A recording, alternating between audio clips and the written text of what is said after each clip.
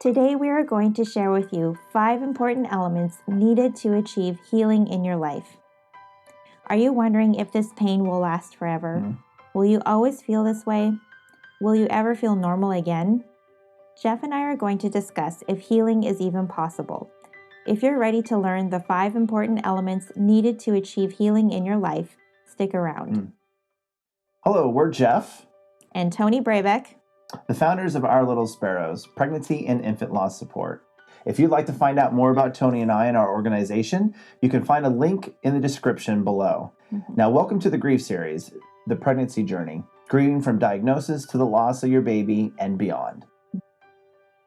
Maybe it's only been a few weeks. Perhaps it's been months or years since your baby died. It doesn't seem to matter how much time has passed. If you're struggling to keep your head above water on a regular basis, the time can seem like an eternity.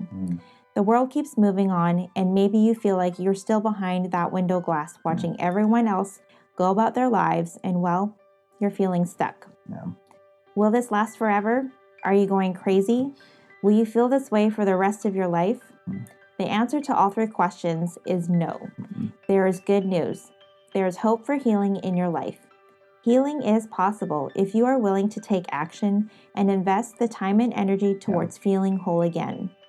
We want to share with you 5 key elements of what it will take to move yourself towards healing in your life after the loss of your baby. Cool. So what's the first element? Well, the first one would be it takes willingness. Your healing journey is up to you. If you are willing to dig long enough and deep enough, you will get to where you need to be. But it's up to you if you want to do the work. Cool. The second element that Tony and I have is commitment. It takes commitment. So just like many injuries that we experience throughout our lives, it takes time and effort to put ourselves into the position that allows us for the best possible healing. So obviously we got to make some decisions, right? We got to decide, are we going to keep moving forward? And what does that look like? So healing's a process. It's important that we commit to investing time and energy towards our own healing, towards that process. Yes. Number 3, it takes participation. In our experience, healing doesn't just happen on its own. We have found that as we tend to our hurts, we clean it, which sometimes hurts worse. We put ointment on it, we bandage it.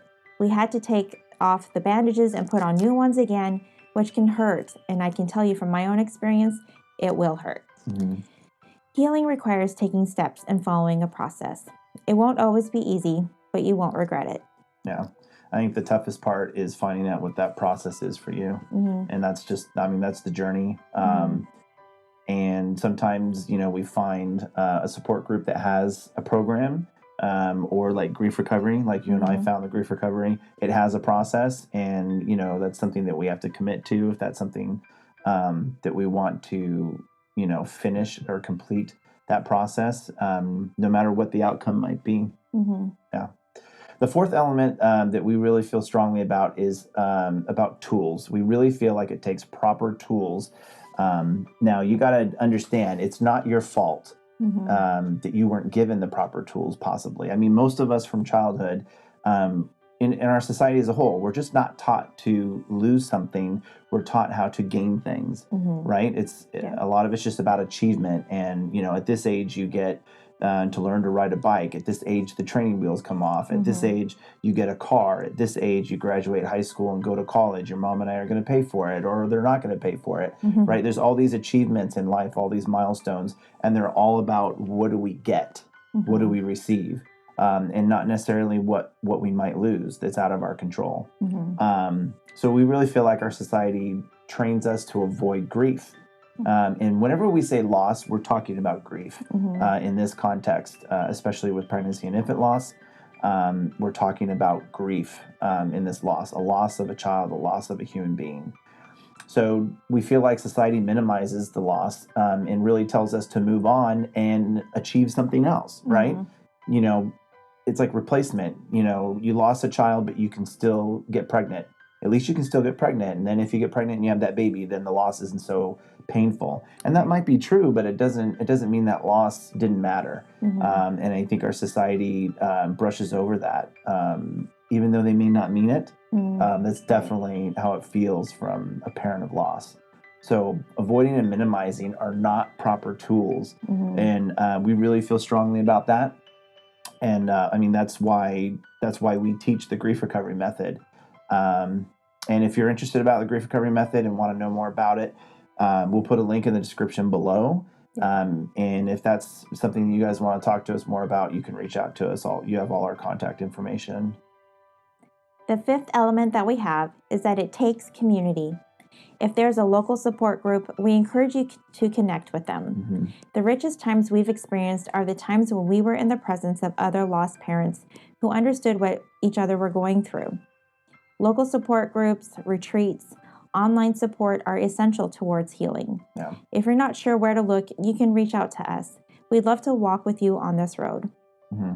We will put a link in the cards above Yeah. on an episode on the benefits of attending a retreat for lost parents. We'll have another episode on finding the support you need, which we will also put in the link in the cards above. Yeah. I think it's important with community to, if not have a single support person, to have a support group. And maybe you'll find that support person within that group. We're not saying you have to have a single support person. It's going to vary for everyone. And some people want that one-on-one and other people want more of a group feel. So if you're looking for a one-on-one and something more personal, feel free. You have all our contact information is here on YouTube. That's what we're here for. We have a phone number that you can call, our hotline, and get that one-on-one support that way. And there's other options as well. Mm-hmm. So. The journey towards healing isn't always easy, but it is possible if you allow yourself to be open to it. With willingness and the proper tools, you can experience hope and happiness again. Yeah. Healing doesn't mean you're going to forget about your baby or that you will never feel sad again. It means that you can still experience the gifts and richness that life has to offer. Yeah. I think it's definitely difficult for most parents. I think for both parents, mom and dad. I know for myself, when I'm responding to someone on social media or I'm reaching out to someone, there's times where I just get very emotionally overwhelmed, and just the flood of emotion comes, and it's very much so about Olivia, our firstborn that we lost in 2013. So in fact, her 7th birthday just passed. So it's just really like these bursts of emotion can come. They're overwhelming. They flow freely. But it just as fast as they come, they seem to go.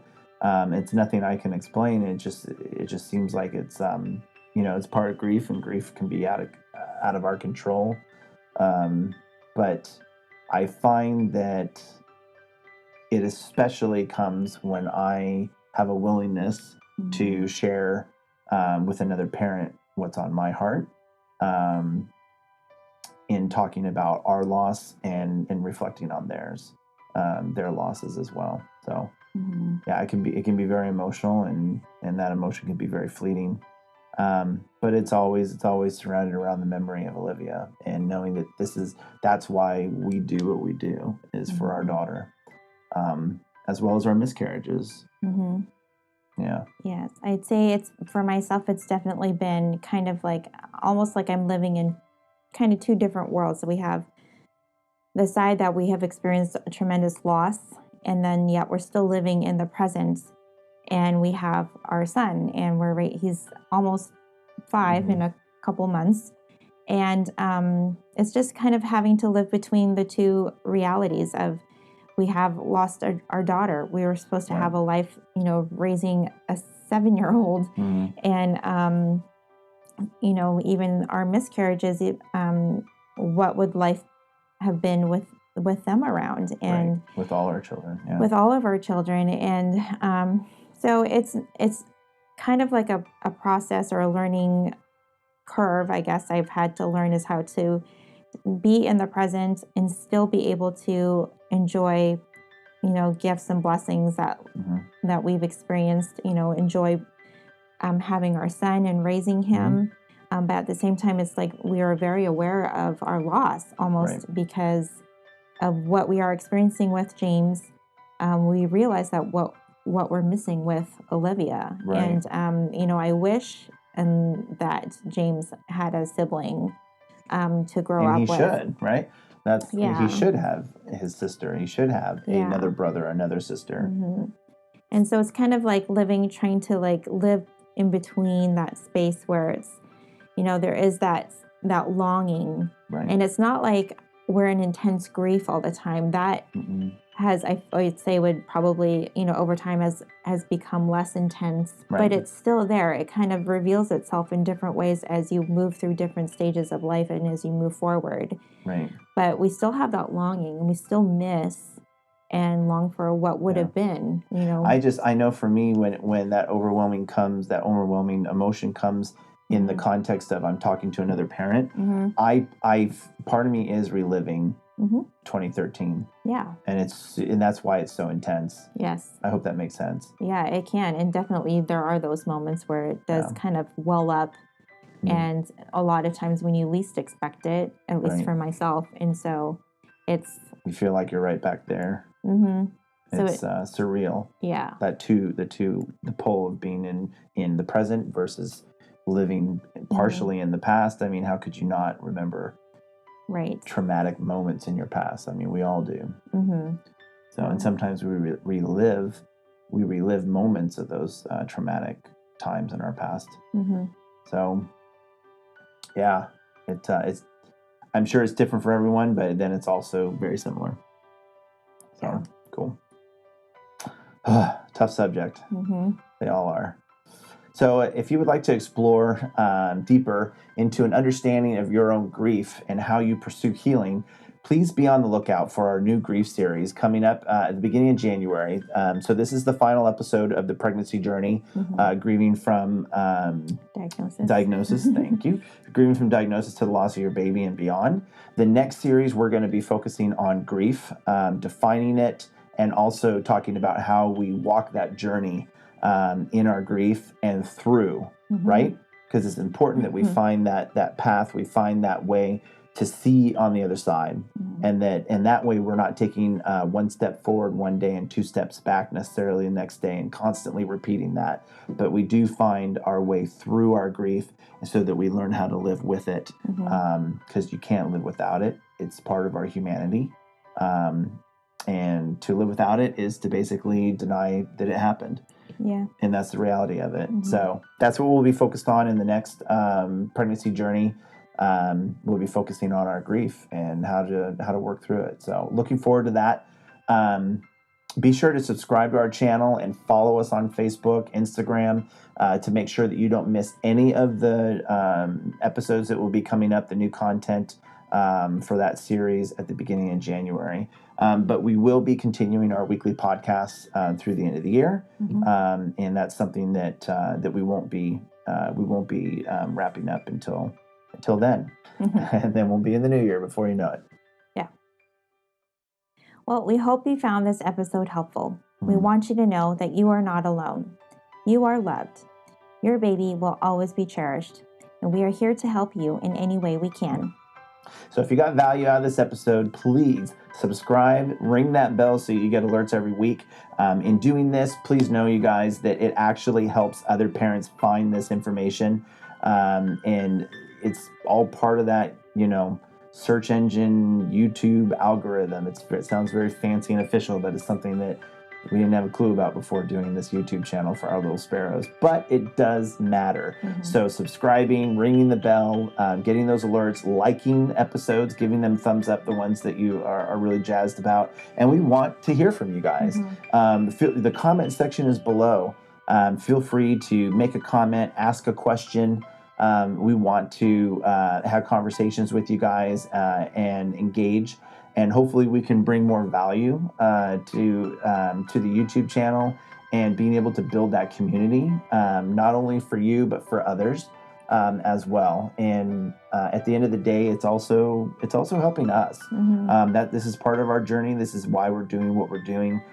It's part of our process of working through our own grief. So there you go. We'll leave it at that. If you liked what you saw in this video, go ahead and click or tap on the image above. It'll take you to our playlist. And if you want to join us on our weekly podcast, you can click or tap on the image below for our latest episode. Thanks so much for joining us. Take care.